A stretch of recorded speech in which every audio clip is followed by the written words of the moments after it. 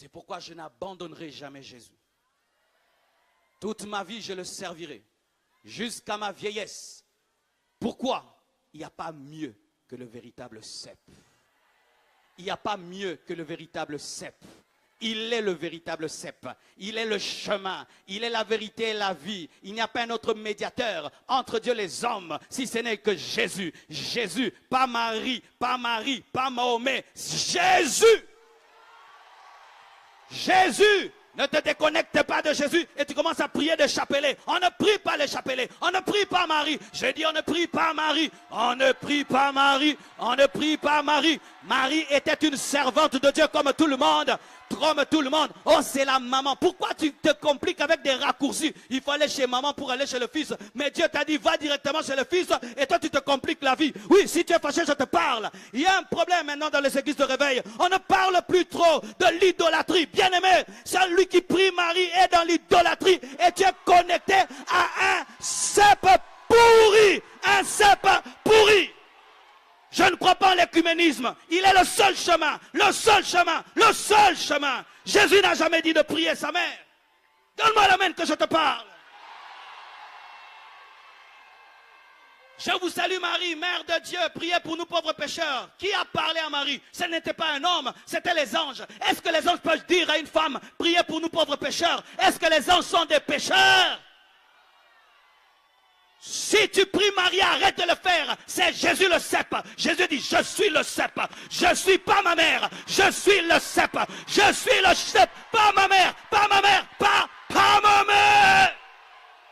Prier Marie va t'amener en enfer. Je dis en enfer. Je dis en enfer. La Bible interdit de prier les morts. On ne prie pas les morts. On ne prie pas les morts. Elle est morte. Où c'est écrit dans la Bible qu'elle n'est pas morte, qu'elle a connu l'Assomption? C'est écrit où? C'est écrit où? Jésus est le cep. Lui seul donne la vie abondante. En dehors de lui, il n'y a point de vie. En dehors de lui, il n'y a point de vie. Même Marie avait besoin de croire à son fils pour être sauvée.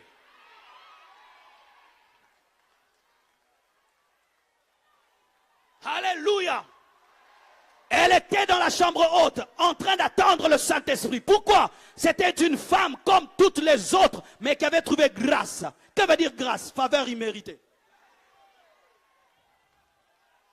Jetez vos chapelets, jetez vos eaux bénites, jetez vos chapelets, jetez vos eaux bénites, jetez-les, jetez ça, jetez. Ma mère était catholique et quand je me suis converti, elle est venue dans ma chambre, la gloire de Dieu est tombée sur elle. Elle m'a donné son chapelet, je l'ai jeté dans les toilettes. Aujourd'hui, elle prêche l'évangile. Ça va, je vais te prouver que tu es idolâtre. Tu vois, quand j'ai commencé à parler d'elle, tu es fâché. Mais si je parle mal contre Jésus, tu ne seras pas fâché. C'est ça l'idolâtrie. Vous avez donné à une humaine la place qui n'est pas à elle. C'est une servante de Dieu, il faut la respecter, mais il ne faut pas la prier, il ne faut pas l'adorer. Cassez vos statues, cassez vos statues, cassez vos statues, cassez ça.